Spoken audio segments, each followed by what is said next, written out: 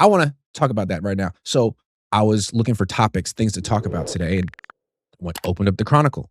Great friend Eric Branch wrote his advice for the Niners for the offseason. So thank you, Eric, for giving me something to talk about. And his article is very well written and thoughtful. I definitely recommend checking it out. Get a subscription to Chronicle, all that.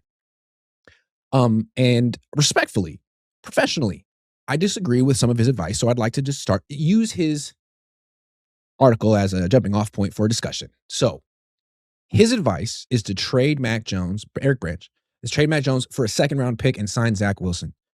I get trading him for a second round pick. I wouldn't do it. But that does feel like you could probably get that. The reason I wouldn't do it is because Mac Jones is a known quantity. He's a starting quarterback in the NFL. I would argue a good one. Top 20.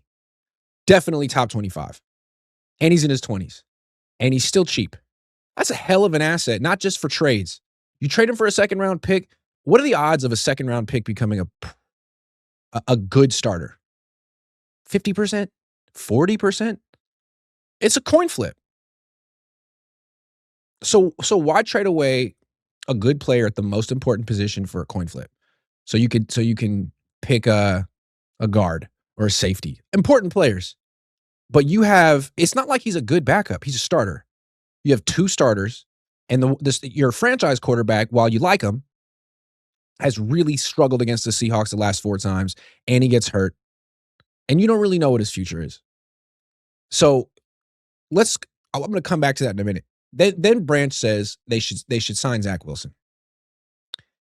I think if there were a guy, like if they could find the next Mac Jones, next Sam Darnold, I could get behind trading Mac Jones.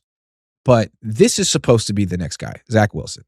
And the logic is, look at Darnold, bad team, comes to Niners, career renaissance. Same with Mac Jones. How could Zach Wilson be any different? I think there are significant differences between Zach Wilson, Mac Jones, and Sam Darnold. I think Zach Wilson, I'm not going to be wrong, is much closer to like Trey Lance than Mac Jones. I mean, there was nothing the Niners could do for Trey Lance. He just wasn't developed enough. What the Niners do, they don't develop quarterbacks who haven't played, who don't have experience and teach them how to play the position. They just give them a system they haven't had before. Darnold had played a lot of football in bad systems. He'd never really been exposed to the Shanahan system at all, or a good one. He'd been playing for Adam Gase and freaking Matt Rule and some terrible, terrible coaches. Comes to the Niners, learns the system that is the dominant system in the NFL, and now he's a top half of the league player. So they did the same thing for Mac Jones. He had that first season with Josh McDaniels, I believe, went to the playoffs, and then had awful offensive coordinator after awful offensive coordinator, and then went and played for Doug Peterson, who's out of the league. So the Niners could say the same thing. Like, why don't we just bring him into this system? He hasn't been exposed to it yet. He's going to be a great fit for it. And now he's employable for half the league because half the league runs his system. Zach Wilson's different. Yeah, he went to the Jets, who suck, but he played for Mike LaFleur, who runs his system. And then he went to the Broncos and played for Sean Payton and was the third string quarterback. And then this year he was in Miami with Mike McDaniel, who runs the exact same system as the 49ers and was the third string quarterback. When Tua eventually got benched, McDaniel didn't go to Zach Wilson. He wasn't there, Mac Jones. It was Quinn Ewers. So I don't know. A lot of coaches have looked at him and they're like, no on Zach. I would say no on Zach. I would say keep Mac Jones. I don't think that Mac Jones is placeable as you think. And I think the Niners kind of lucked out. They shouldn't have got rid of Sam Darnold. And you lucked out by getting Mac Jones the next year. Don't tempt fate. And here's the thing. You keep him one more year. You might want to re-sign him in 2027. You might want to trade Brock in 2027. You can trade Brock. You could trade Brock in 2027 and save like $6 million off the cap. You take like a 20-something million dead cap hit. That's nothing. That's nothing. Considering what the salary cap is $300 million this year, it's probably going to be $325 next year.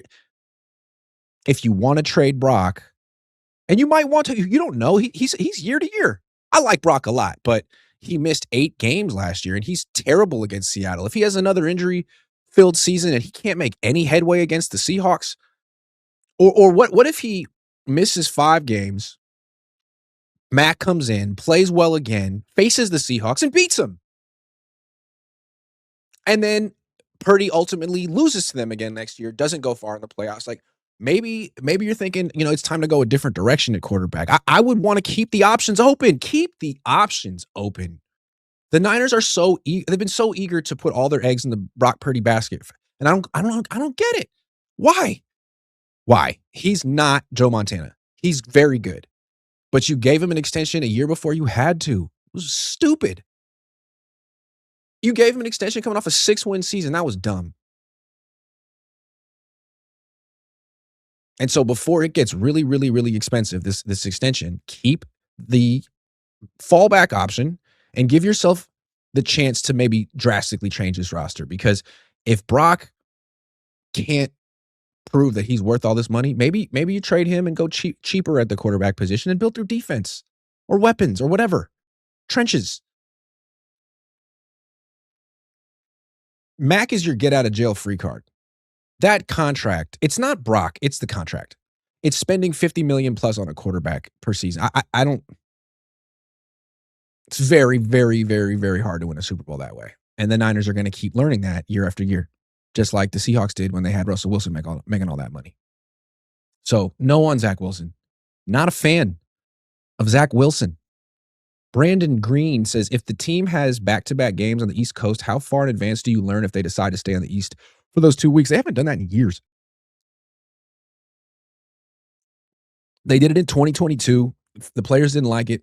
And I think what the team decided is, while it may give you an advantage in the second East Coast game, you're so jet lagged when you get back that you usually lose the game coming back. And last time they lost the second game on the East Coast and the game when they came back. So I think that's why they don't do it anymore. All right.